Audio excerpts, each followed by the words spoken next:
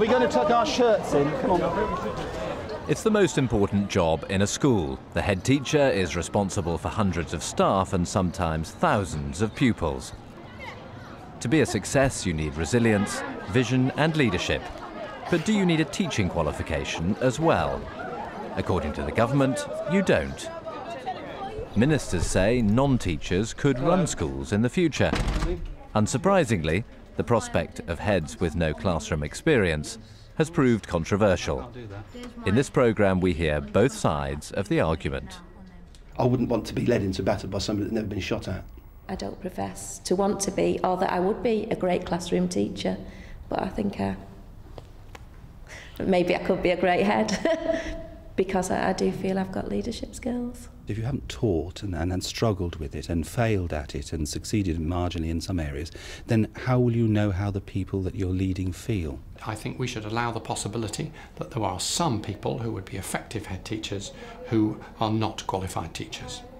A good manager can manage any business, but to lead you require credibility within the community, the professional community that you're leading. Cowley Language College is a secondary school in St Helens on Merseyside. It has almost 1,400 pupils and 150 staff. The school is rated good by Ofsted, and head teacher Cameron Sheeran is planning a massive £21 million rebuilding project. If you had ambitions to become a head, this would be a rewarding and challenging job. Mr Sheeran's showing no signs of wanting to retire yet, but he's already worried at how few of his teachers would want to take over when he does. If I talked to the members of staff here in the school and asked out of 100 teachers or more how many would aspire to be a head teacher, and I would probably say 2. When I first started teaching, it was something that you would actively work for. I'm sad to say that people don't want the job. They don't want the extra responsibility. They don't want the extra accountability and the pressure and the hours. Let's speak very clear about that. They don't want that. At Cowley, one person who does want the challenge of running a school is the business manager, Kerry Callaghan. She's taken the National Professional Qualification for Headship, or NPQH, and wants to move upwards. I do enjoy being here. I do enjoy my role, but I would like it to take it that little step further, because a lot of the things that a head would do, I already do. So teaching and learning, I'm not professing to be an expert in any sense of the word, but I do believe that you don't have to be an educationalist to be a head teacher. I think it's about leading an organisation forward, and I believe I've got the skills to do that. Kerry's worked in schools for many years, and she's already part of Cowley's senior management team, but she's not a qualified teacher and has never taught a class. I don't want to be a teacher. I don't want to stand in a classroom and teach the children. It's just not something I've ever wished to do. I understand completely, what good teaching and learning is. I've seen I've seen numerous excellent teachers, and I don't think that's for me. If Kerry moves up to the top job at Cowley or another school, she could well be the first non-teacher in recent times to run a state school, and she's got the backing of her boss. What I see in Kerry, I see somebody who really aspires to go further in schools, but she has a heart for children. If I had somebody who walked into a school who had no heart for children and it was all balance sheets, that's the wrong person for a school. Whereas Kerry has that heart for the children. She really does want to see children work forward. She has a passion about the school, and she's the right type of person to be leading a school. In the staff room, though, teachers are worried at the idea of someone with no classroom experience taking over a school. Well, I don't agree with it. Because you can't have someone telling you how to do your job if they've never been in there and done it themselves. So I don't think it's right. But you've got to have some sort of experience of working in the teaching profession, really, to make it work. But, all right, if you're the right person for the right job, then I don't think if you make it work, then it's no problem. They didn't really understand our issues that we faced in the classroom on a day-to-day basis because they haven't experienced it, at the chalk face. However reluctant the staff may be, there is now a real possibility that Kerry Callaghan and other non-teachers could take over in the head's office. A government-commissioned report from city consultants PricewaterhouseCoopers recommends exactly that. John Lakin led the team that wrote the report. What we had in mind was opening up the maximum talent pool to schools. It will be schools' individual decision as to who they appoint to the various leadership positions. And we were saying that in certain circumstances it was possible to envisage that not being a qualified teacher. Primarily we were talking about the existing cohort of bursars and support staff that are inside schools, but also opening the door to potentially people wanting to come in and train from outside. John Lakin's report took 9 months to complete, and the government are taking it very seriously. Schools Minister Jim Knight told us that the ultimate decision on who runs a school is for governors and local authorities, but in a statement he said, "We do need leadership teams with wider skill sets to meet today's challenges and expectations." The idea of managers with no teaching experience running schools has come to prominence through the PwC report, but it was originally suggested by the School Leaders Union, the ASCL. We said in our evidence to the PricewaterhouseCoopers review that we thought that the possibility of people who are not qualified teachers becoming the principal of institutions, head teacher if you like, should be opened up. And we come to this in a rather interesting way because we have now several hundred bursars and business managers and senior support staff, behaviour managers, inclusion managers, all sorts of different job titles, people who have become full members of senior leadership teams of schools, but who are not qualified teachers. And we've seen a lot of that over the last over the last few years. And many of those people have come into membership of our association. And it seems to us only right that the best of those people should have the opportunity to come through to the top job. Perhaps unsurprisingly, one of the main teaching unions, the NUT, is dead against the idea of non-teachers running schools. We'd be happy, and we are happy, to have people who act as bursars, or indeed, as some schools have, as business managers within the school. We're happy for those things to happen. But the person who should be leading that school should be a head teacher. And they should be people with an educational background, with the teacher's background, and with qualified teacher status. In that way, they'll have the full confidence of the teaching staff, and I think the other staff, and they'll have the full confidence of the parents too. But the key idea for a school is not to be efficient as a business, but is to provide a good education for youngsters. So the business manager, they should be there, but they should be under the direction and work under the direction of a qualified teacher, a head teacher. And it's not just the NUT that doesn't like the idea. Graham Brown is head of Estover Community College in Devon. Head teacher is that, head teacher. Schools are there to develop children, young people's, teenagers, students' learning. That's their job. Business management is a means to an end. The role of the school is within teaching and learning. So the highest order professional must surely be steeped in that. Graham Brown has also done a stint working as a regional leader for the National College of School Leadership. That brought him into contact with many other head teachers, and their reaction to heads without qualified teacher status is plain. Right, a quick question, because we'll talk about it till 7 o'clock this evening. Quick question. Must a head hold QTS? Yes. Yes. Yes, absolutely. Yes. A very mischievous question. Yeah. We are discovering the need for people to know more about education in order to help to run education. And it's very clear that they're discovering that too. You'd have somebody to manage the budget, the finance, the buildings, all that kind of thing, employment of ancillary staff and all that kind of thing. But you do need, I think, somebody who knows about education. I think Arsene Wenger wasn't a particularly good player, but he has played, and I think heads can be very good heads who weren't particularly great in the classroom. They have to have taught, I think. You've got to have an educational ethos, and a philosophy. I think we've got school business managers. Why do we need actually to have? They don't run the school. Yeah. They are a fundamental part of how schools can run very, very well, and free up the head to be the creative driving force for education, which is what they're supposed to be in their school. I have no doubt that there will be people without school backgrounds, without QTS backgrounds, that will make a magnificent job, as I might make a magnificent military commander. But there'll be a huge amount of luck involved. The trouble is, the proposal and objections are theoretical. There's currently no state-funded school with a head who's not qualified to teach, but it hasn't always been that way. In fact, Sydney Stringer School in the centre of Coventry owes its existence to a man with no teaching qualifications or experience.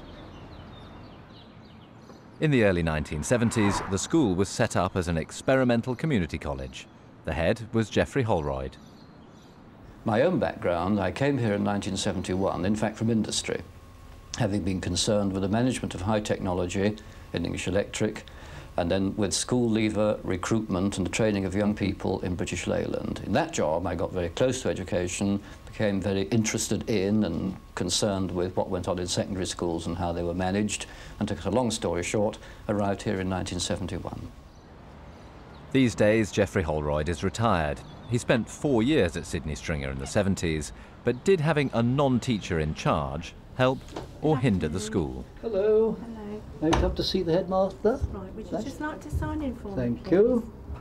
Well, I think the experience in industry had made me think about the learning process. So I think I had enough feel for what we wanted to do, but the important thing was to share this vision with the people who were coming to join us and together work out a strategic concept to which we all subscribed. And it seems to me in any organisation that's absolutely vital, that you have to have an ethos and a strategy which everybody subscribes to. And then inside that you have little tactical plans and things that have to make it work. But you must all be pointing in the same direction. There's quite a lot of 35 years later, Geoffrey Holroyd says his industrial experience was a great benefit to the school. But is that how the staff remember it? Alex Begbie is now head of Kenilworth School, but in the 70s he taught science at Sydney Stringer. And Brian Worrell is the current head of the school. So what I wanted to ask you was, what was it like to be a teacher in a school where the boss is not a teacher? Well, I think the boss was Geoffrey. I mean, you know, that was the issue. I mean, didn't even really decide whether he was a teacher or not, but he had certain vision and certain views. Sometimes you had to make decisions which went against the sort of lefties, you know, the sort of the people like myself, and because you were trying to manage the school. Yeah. And I think that probably, although it was, I think you had a very clear management structure. Once we'd established the ethos, yeah, and we'd set it out on paper in simple language, and everybody signed up for the ethos, and we had a wonderful team of people who wanted to make it work. My job from then onwards as the head was really very easy. It was just to facilitate this and let them do it. I think I do understand the learning process because most of my jobs have been concerned with learning situations, admittedly, not in schools. Not everything about learning is taught in colleges of education. There are other places where learning is understood and practiced. So I think I did come here with some concept of the learning process and some of my ideas.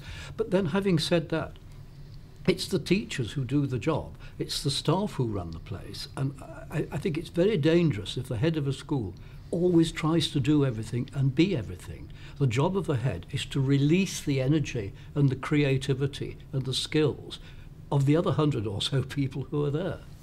It's very important that the leader of an institution has a view of teaching and learning. Yes. Both of the adults in the yes. in the school, you know, how they make. And I think you had quite a good view of how adults could progress as well.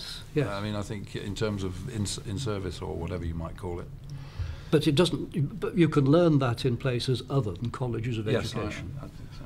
But how did you know whether it worked? Or what would you do if you had a child, parents came to you and said, "We're really worried he's not learnt anything in maths in year 7 or first year, that he hasn't done at primary school." Where would that be picked up? Well, you have a team of senior people. It would always be picked up to by help. a team. You have to rely on your senior people. Right. The captain of an aircraft carrier doesn't actually fly the aeroplane or start the engines. Did that work, Alex?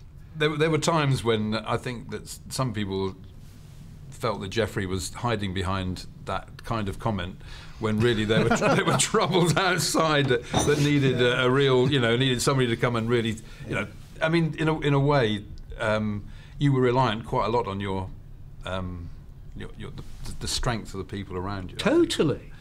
I relied completely on my senior staff and the team of advisors in the Education Authority. No one person could be an expert in everything. That was where we came in, over there. As the heads look back over the birth of Sydney Stringer, Geoffrey Holroyd feels his leadership as a non-teaching head worked well. It was. Well, I think it must have done, because the present head says that some of those children who are now parents look back with great affection of the school that they came to and want their children to come to as well. And the proof of the pudding is in the eating. The school is still here, and it worked at the time. And we had very few problems, in a difficult area. We had very few problems of discipline. The exam results gradually got better and better, so one can only assume that it was working. 971. There are caveats, though. Alex Begbie says it worked because of Geoffrey Holroyd's particular skills as a leader, almost despite his lack of teaching experience. He wouldn't like to see the experiment repeated. If you've got somebody coming in to observe your lesson who has never taught a lesson, and they say they could ask questions, but to make a judgment about whether it's good or bad, could they? Don't know. So I think that that judgment is got about the quality of teaching and learning in a school. It's got to be the key judgment a head makes. If you haven't had experience on it, you'd worry that people can do it. It worked for a while in terms of what it was doing, which was selling a big idea and creating a pioneering school. It came unstuck. I mean, Alex also said that there were lots of things that had to be undone and done again, and gaps to be filled in, because simply Geoffrey didn't know about them and didn't need to know about them, or didn't think he did. So there was a lot of people running around making it happen, as well. So yeah, I think it worked because of Geoffrey's charisma and because of his personality and his inspiration and his belief in children and education. But that isn't enough sometimes when you've got a stroppy bored group of kids on a wet Wednesday who don't want to do this English set text. Geoffrey Holroyd agrees, seeing himself almost as the exception that proves the rule. I think by and large are going to be very few examples of heads who haven't come up through a traditional route. And indeed it would be very sad for the profession if that happened. I mean, look at the problems we have in the health service, where the consultants and the doctors feel the whole thing is being managed by people who don't know anything about what they're doing. Yes, I think if the teaching profession is going to have a career structure, it must lead to the top and it must lead to headships. I think a few people coming from outside to do something which is different, not as it were already in the system, can be quite healthy. And I think Sydney Stringer did a few things which have infected some of the other schools in Coventry. We tried things and it worked, and it's been taken on. I've split mine to 3. One other teacher who began her career at Sydney Stringer was the future Education Secretary, Estelle Morris. I started teaching this September, and Sydney Stringer is my first school, so I'm a probationary teacher just out of college. Estelle, now Baroness Morris, spent 18 years at Sydney Stringer, but she remembers the early years under Geoffrey Holroyd as a very special time. The important things about Geoffrey's leadership was that he was so encouraging to take risks. He was the last person to actually say, don't do that, that's not your place, you're a junior member of staff. So the whole atmosphere was, I might be a probationary teacher, but my views are invited. And I just never went through that period. Whereas a new teacher, I couldn't sit in someone's chair, or I couldn't speak my mind at a staff meeting, or I couldn't walk into the head's office and say, I've got a good idea. I, as Estelle Morris, never experienced that because I taught at Sydney Stringer. I think the role of the head is undoubtedly that of a manager. And this is all the business of establishing. So the big difference about Geoffrey, he just gave power, he devolved power all the time. That's what he did. He went round there and empowered people to take responsibility. Now, I may be wrong, but I think it was easier for him to do that as a non-teacher because his world wasn't my world, than ever it would have been as a teacher who'd gone through the system. He was a tremendously empowering individual. So from personal experience, Estelle Morris supports the idea of people without teaching qualifications taking the top job. But she too wouldn't want a direct repeat of Sydney Stringer. Its failure was this not having a head of teaching and learning at the, alongside Geoffrey. Geoffrey could be head, but he had to be almost primus inter pares, I think, and we should have had this figure who was head of teaching and learning, and we didn't. This model of having a director of teaching and learning working closely with a non-qualified head is part of the Pricewaterhouse recommendations to the government. According to PwC, the head needn't be a teacher as long as the deputy is. The lead professional has to be appropriately qualified in that profession. The question is whether that lead professional, who is part of a leadership team, also should be the head of that institution. And therefore one can look at other instances in the university sector, in the health sector, in the local authority sector, where there is still a head of profession, head of leading the profession, but they are not necessarily the leader of the institution. Part of the rationale for bringing in non-qualified heads to run schools is that the role of managing teaching and learning and managing the rest of the school's activities has simply become too demanding for one person. In effect, the PwC report says there could be an extra post for a non-teacher to oversee the school. It's a persuasive point. Bring in a professional manager to free up a deputy to look after teaching and learning. At the John Warner School in Hertfordshire, students have benefited from astute financial management. Head David Kennedy has raised millions of pounds to build a new science block and state-of-the-art new sports facility. He disagrees with the PwC report, saying heads with a teaching background can manage large projects without becoming overwhelmed. Skills that are associated with business people are an important part of modern headship now, but they're not exclusive to business people. They are in fact skills of actually putting a project together, making sure you can finance that project and making sure it's realistic and carrying it through in a premeditated fashion. When I came here, I had experience of doing quite a considerable amount of building because I had been the deputy head of a large school which had a large amount of building done to it, so I had some experience of contracts. But what I learned was to engage proper professionals, so that if you're doing a large project, you engage project managers, architects of high quality, and you get the professionals to manage that. So that I think most head teachers know how to do that. It's engage professionals, pay them, and hold them to account. How long have you been at this? How long did you start? David Kennedy's not only raised millions for new facilities, he's raised academic standards beyond recognition. He says schools can't do that unless the buck stops with someone who understands the classroom because they've been a teacher. And have you improved? Do you think you got better at IT? Yeah. Can you type well now? Faster than I did before. What is the function of our business here? It is about teaching and learning. It's about learning, really. And that is what all of our efforts should be bent at, improving the children's learning and the outcomes that they get. Many schools have undergone a short-term improvement, and then they have declined. What we have hopefully managed to do is to ensure a continuous improvement that is bedded into the school, which means that we default to excellence at all times. Many schools that have been famously turned round are now back in special measures. And that is one of the problems. You need to build the capacity of the school to go on getting better. And that is about motivating teachers, it's about the craft of teaching and learning, and that is something that you need to have done yourself in order to know what the priorities are. So, according to David Kennedy, heads need an understanding of business and experience in the classroom. A tall order, but not impossible. Nabil Shaban is head of professional studies at the John Warner School. 3 years ago, he was a high-flying manager at a city bank. He's an ambitious man, but rather than parachute straight into the head's office, he decided to start in the classroom.